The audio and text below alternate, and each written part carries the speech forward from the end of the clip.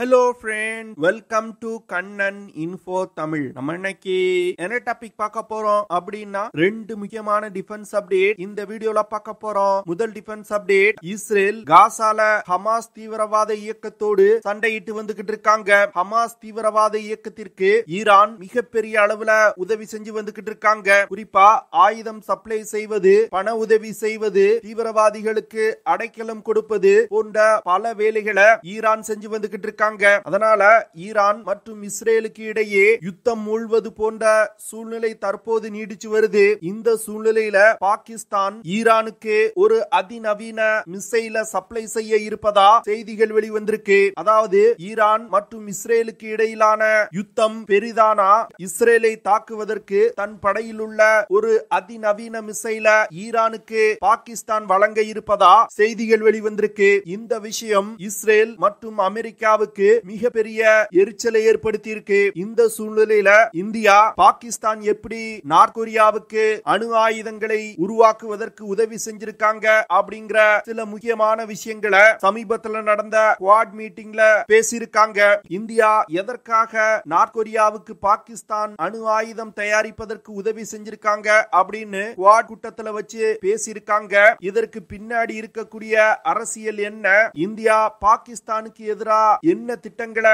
கையில் வச்சிருக்காங்க, வரும் காலத்துல பாகிஸ்தான் இந்தியாவுடைய திட்டத்தினால எப்படி பாதிக்கப்பட உள்ளது, பாகிஸ்தான் எந்த ஆயுதத்தை ஈரானுக்கு கொடுக்க போறாங்க, அப்படி கொடுத்தா என்ன பின்விளைவுகளை பாகிஸ்தான் சந்திக்க வேண்டியது இருக்கும் அப்படிங்கிறது குறித்து பார்க்கலாம். இரண்டாவது அப்டேட், இந்தியா தன்னுடைய விமானம் தாங்கி போர்க்கப்பல்களை சீன மிசைல் தாக்குதலில் இருந்து பாதுகாப்பதற்கு ஒரு அதிநவீன இன்டர்செப்டார் மிசைல டெவலப் செஞ்சிருக்காங்க. அந்த மிசைலோட செயல்திறன் என்ன, இந்தியா உருவாக்கி இருக்க அதிநவீன இன்டர்செப்டார் மிசைல் இந்திய விமானம் தாங்கி போர்க்கப்பல்களை எப்படி பாதுகாக்கும், இதன் மூலமா இந்திய கடற்படைக்கு கிடைக்கக்கூடிய நன்மைகள் என்ன அப்படிங்கிறது குறித்து நம்ம டீடைலா இந்த வீடியோல பார்க்கலாம். நம்ம சேனல்ல டிஃபென்ஸ் மற்றும் ஜியோபாலிட்டிக்ஸ் சம்பந்தமா தினம் ஒரு வீடியோ பப்ளிஷ் பண்ணிட்டு இருக்கோம். உங்களுக்கு நம்ம சேனல்ல பப்ளிஷ் பண்ணக்கூடிய வீடியோஸ் பிடிச்சிருந்துச்சுன்னா சேனலை சப்ஸ்கிரைப் பண்ணி சப்போர்ட் பண்ணுங்க. நீங்க பண்ற ஒவ்வொரு சப்ஸ்கிரிப்ஷனும் எனக்கு அடுத்தடுத்த வீடியோஸ் போடுறதுக்கு ஒரு மோட்டிவேஷனா இருக்கும்.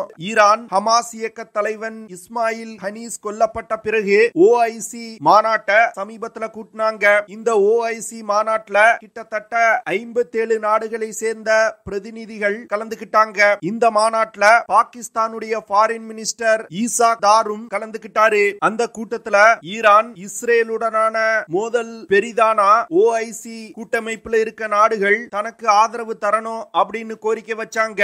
இந்த சூழ்நிலையில பாகிஸ்தான் ஈரானுக்கு தன்னுடைய முழு ஆதரவை தெரிவிச்சிருக்காங்க. அது மட்டும் இல்லாம யுத்தம் பெரிதானால் இஸ்ரேல் மீது தாக்குதல் நடத்துவதற்கு ஷஹீன் 3 அப்படிங்கிற ஒரு மீடியம் ரேஞ்ச் பாலிஸ்டிக் மிசைல ஈரானுக்கு கொடுப்பதற்கு பாகிஸ்தான் முன்வந்திருக்காங்க. பாகிஸ்தானுடைய இந்த செயல்பாடு இஸ்ரேல் மற்றும் அமெரிக்காவுக்கு மிகப்பெரிய எரிச்சலை ஏற்படுத்தி இருக்கு. ஏன்னா இந்த Shaheen 3 medium range ballistic missile அணு ஆயுதங்களை ஏந்தி சென்று தாக்கக்கூடிய மிசைல். ஷஹீன் 3 மிசைல்னால 2750 கிலோமீட்டர் தூரத்துல உள்ள இலக்குகள் மீது மிக துல்லியமான அணு ஆயுத தாக்குதல்களை நடத்த முடியும். தற்போதைய நிலையில ஈரான் தரை வழியாக சென்று இஸ்ரேல் மீது ஒரு தாக்குதல் நடத்தணும்னா ஈராக், ஜோர்டான் போன்ற நாடுகள் வழியாக சென்றுதான் தாக்குதல் நடத்த முடியும். ஆனா பாகிஸ்தான் தன்னுடைய ஷஹீன் 3 மீடியம் ரேஞ்ச் பாலிஸ்டிக் மிசைல கொடுத்தாங்கன்னா ஈரான்னால தன் நாட்டில இருந்து இந்த பாலிஸ்டிக் மிசைல்களை ஏவி இஸ்ரேல் மீது அணு ஆயுத தாக்குதல் நடத்த முடியும். இந்த விஷயம் தற்போது இஸ்ரேலிய மற்றும் அமெரிக்க பத்திரிகைகள்ல வெளியாகி பரபரப்பை ஏற்படுத்தி இருக்கு. இஸ்ரேலிய நாளிதழான ஜெருசலம் போஸ்ட் சில முக்கியமான சோர்சஸ்ட இருந்து தகவல்களை பெற்று Pakistan Shaheen 3 medium range ballistic மிசைல ஈரானுக்கு கொடுக்க இருப்பதை வெளியே கொண்டு வந்திருக்காங்க. இது தொடர்பா அமெரிக்காவின் ஒயிட் ஹவுஸ் பிரஸ் செக்ரட்டரியிடம் கேள்வி எழுப்பப்பட்ட போது, நாங்க இஸ்ரேலுக்கு ஆதரவா இருக்கிறோம், இஸ்ரேல் தன்னை பாதுகாத்துக் கொள்வதற்கு அனைத்து உதவியும் செய்வோம் அப்படின்னு ரொம்ப தெளிவா சொல்லியிருக்காங்க. அதனால பாகிஸ்தான் ஈரானுக்கு தன்னுடைய மிசைல்களை கொடுத்தாங்கன்னா அமெரிக்காவுடன் ஒரு நேரடி மோதல்ல ஈடுபடுவதற்கு சமம். அமெரிக்கா பாகிஸ்தானுக்கு ஈரானுடன் வர்த்தகம் செஞ்சா பொருளாதார தடைகள் விதிப்போம் அப்படின்னு ஏற்கனவே எச்சரிக்கை விடுத்திருக்காங்க. அதனால பாகிஸ்தான் ஈரானுக்கு தன்னுடைய பாலிஸ்டிக் மிசைலை கொடு கொடுப்பதுல உறுதியா இருந்தாங்கன்னா அமெரிக்கா பாகிஸ்தான் மீது முதற்கட்டமா பல்வேறு பொருளாதார தடைகளை விதிப்பாங்க. அதற்கு பிறகு பாகிஸ்தான்ல ஆட்சி மாற்றத்தை கொண்டு வருவதற்கு முயற்சி செய்வாங்க. ஏன்னா தற்போது இருக்கக்கூடிய பாகிஸ்தான் ஆட்சியாளர்கள் சீனாவுக்கு ஆதரவா செயல்படுவதா சில டிஃபென்ஸ் எக்ஸ்பர்ட் சொல்லி வந்துகிட்டு இருக்காங்க. சமீபத்துல அமெரிக்காவுடைய லா என்ஃபோர்ஸ்மென்ட் டைரக்டரி 46 வயதான ஆசிப் ராஜா அப்படிங்கிற பாகிஸ்தானியரை கைது செஞ்சிருக்காங்க. இந்த ஆசிப் ராஜா பாகிஸ்தானின் கராச்சியை சேர்ந்தவர். இவர் முன்னாள் அமெரிக்க ஜனாதிபதி டொனால்ட் ட்ரம்பை கொலை செய்வதற்கு திட்டம் தீட்டியதா அவரை கைது செஞ்சிருக்காங்க.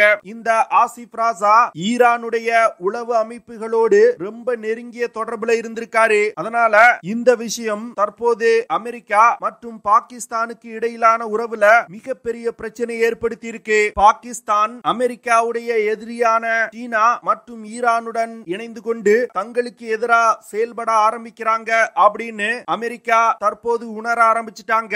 இந்த சூழ்நிலையில சமீபத்தில் நடந்த குவாட் கூட்டத்துல இந்தியா பாகிஸ்தானுக்கு எதிராக சில முக்கியமான விஷயங்களை பேசியிருக்காங்க. அதாவது நார்த் கொரியா தன்னுடைய அணு ஆயுதத்தை உருவாக்குவதற்கு பாகிஸ்தான் மிகப்பெரிய அளவுல உதவி செஞ்சிருக்காங்க அப்படின்னு இந்தியா சொல்லியிருக்காங்க. அதற்கான ஆதாரங்களை குவாட் நாடுகளுக்கு இந்தியா வழங்கி இருக்காங்க.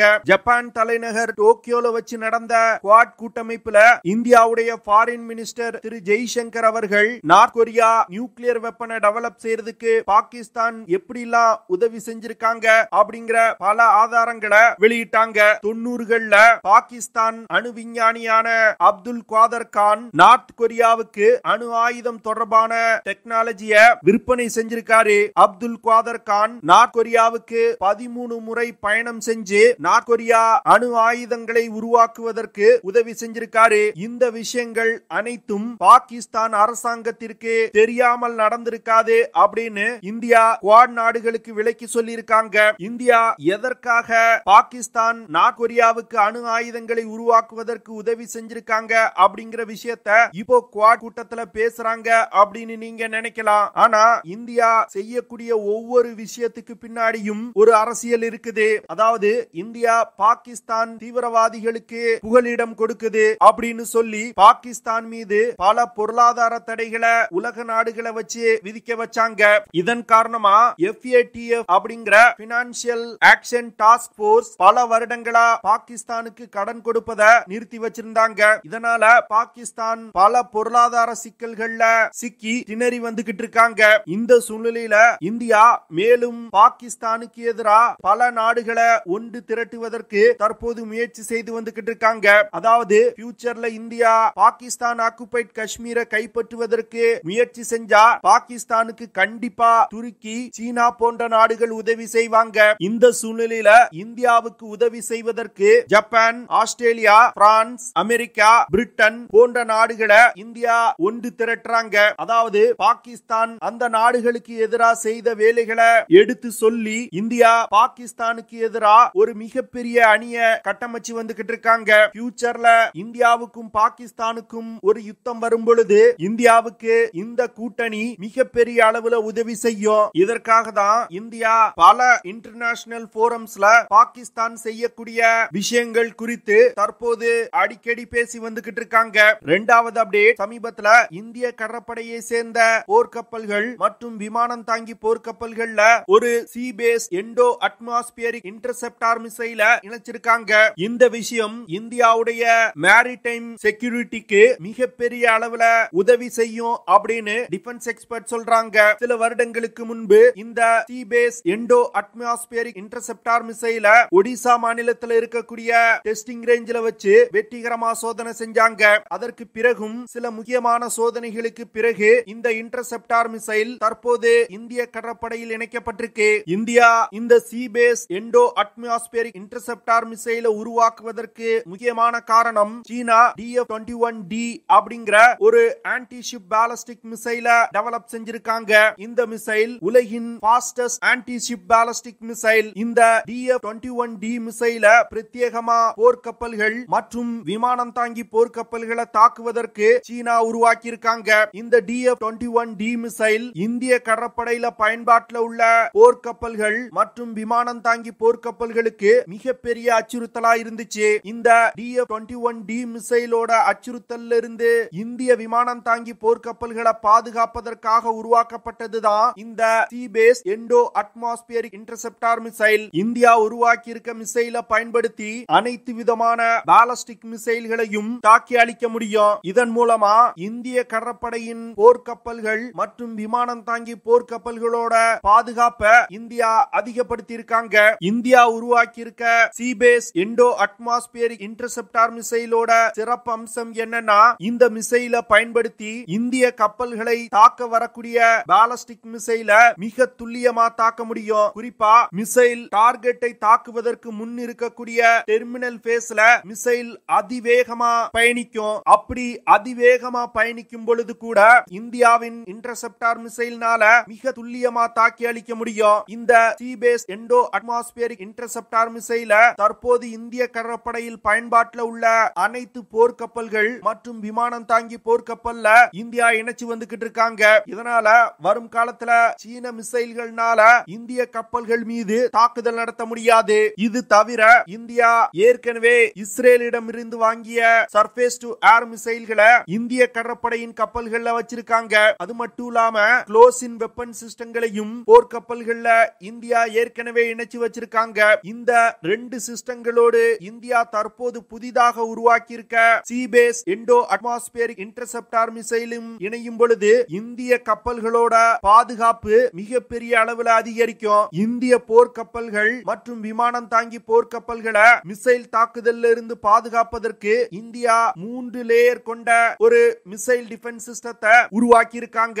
இதனால இந்திய கப்பல்களை நமது எதிரிகளால் தாக்கவே முடியாது. இதன் காரணமா இந்திய கடற்படையின் போர்க்கப்பல்கள்னால ஒரு யுத்த நேரத்துல மிக சிறப்பா செயல்பட முடியும். இந்தியா தொடர்ந்து தன்னுடைய மிசைல் டெக்னாலஜி, ரடார் சிஸ்டங்கள், எலக்ட்ரானிக் வார்ஃபேர் சிஸ்டங்கள் போன்றவற்றை அப்கிரேட் செய்து கொண்டே இருக்காங்க. இதனால வரும் காலத்துல இந்திய விமானம் தாங்கி போர்க்கப்பல்களை பாதுகாக்கக்கூடிய இந்த மிசைல் டிஃபென்ஸ் சிஸ்டங்களோட செயல்திறன் தொடர்ந்து அதிகரித்துக் கொண்டே இருக்கும். இந்தியா தொடர்ந்து இது போன்ற பல விஷயங்களை செஞ்சு வந்துகிட்டு இருக்கிறதுனால இந்திய விமானம் தாங்கி போர்க்கப்பல்களோட பாதுகாப்பு தற்போது உறுதி செய்யப்பட்டிருக்கு. ஓகே ஃப்ரெண்ட்ஸ், நம்ம வீடியோவோட நிறைவு பகுதிக்கு வந்துட்டோம். இதெல்லாம் தான் நான் உங்ககிட்ட ஷேர் பண்ணணும் அப்படின்னு நினைச்ச விஷயங்கள். ஐ ஹோப் நான் ஷேர் பண்ண விஷயங்கள் உங்களுக்கு பிடிச்சிருக்கும் நினைக்கிறேன். அப்படி பிடிச்சிருந்துச்சுன்னா ஷேர் பண்ணுங்க, லைக் பண்ணுங்க, கமெண்ட் பண்ணுங்க. மறக்காம நம்ம சேனலுக்கு சப்ஸ்கிரைப் பண்ணுங்க. அப்படியே அந்த பெல் நோட்டிபிகேஷனை கிளிக் பண்ணி ஆல்ங்கிற ஆப்ஷனை எனேபிள் பண்ணிக்கங்க. See you in the next video. Jai Hind.